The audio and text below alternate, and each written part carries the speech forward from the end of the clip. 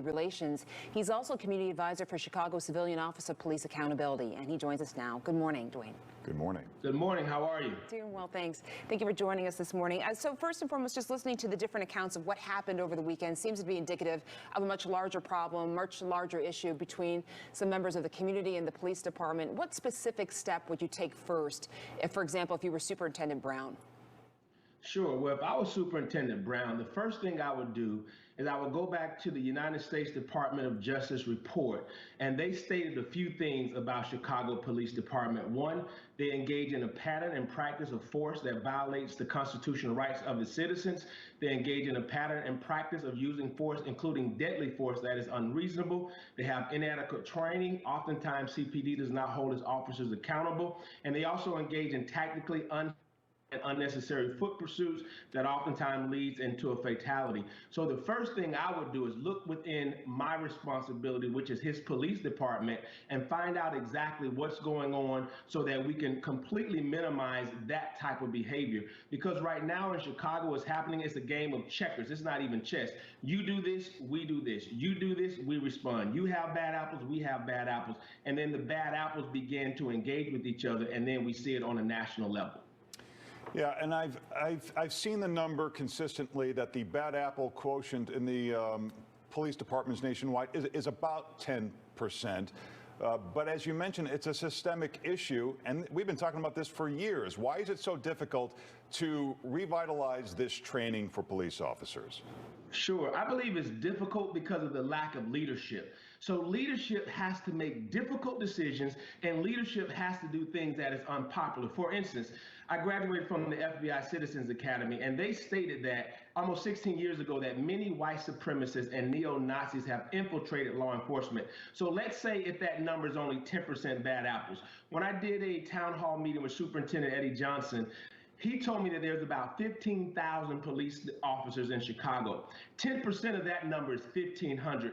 Can Chicago afford to have 1,500 rogue, unprofessional, disregarding the citizens in their ranks? I don't think so, because when you look at the numbers from 2004 to 2020, Chicago has paid out nearly $1 billion in wrongful death, misconduct of police. So if I was the wealthy billionaire in the Gold Coast or the poor person on 63rd Street, I'd be pretty pissed off that my dollars are going to pay for wrongdoings that could have been prevented because the police department, the city, lacked the leadership to confront the unions, to do what's necessary to make sure that we have professional men and women in blue that are patrolling our streets.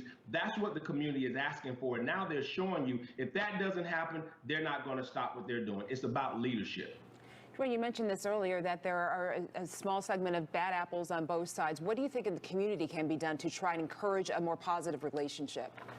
Sure, that's an absolutely fantastic question. The community also has a responsibility. There's a few things we can do.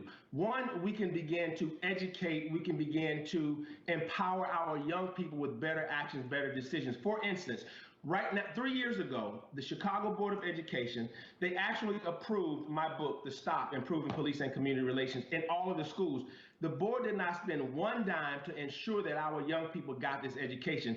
Instead, under the leadership of Rahm Emanuel, under the so-called Reparations Act, he put in that our young people will learn about John Burge, who was a terrible police officer, commander who terrorized, who tortured hundreds of black men in Chicago. So now Chicago had to live through that trauma. Now our students have to learn that trauma all over again. That's about leadership from the top, who was the mayor, Rahm Emanuel, and then the Chicago Board of Education and public schools implemented that so that our children, so one, we have to educate. We have to begin to empower our young people with better decisions, with the right way to engage in law enforcement. And my book absolutely does that. And it also teaches respect, not just for law enforcement, but for authority in general. Another thing the community can do is they can begin to learn.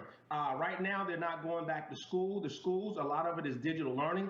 What we've been doing is creating content. On my YouTube page, Dwayne Bryant, there's content on the power of truthful history, the white lie, the Black Panther, where families can go on and understand what's going on and what is the origin of the problem between police and the black community. And it dates 400 years. This is not a new problem. Yeah, Dwayne Bryant, we appreciate you joining us this morning. Thank you.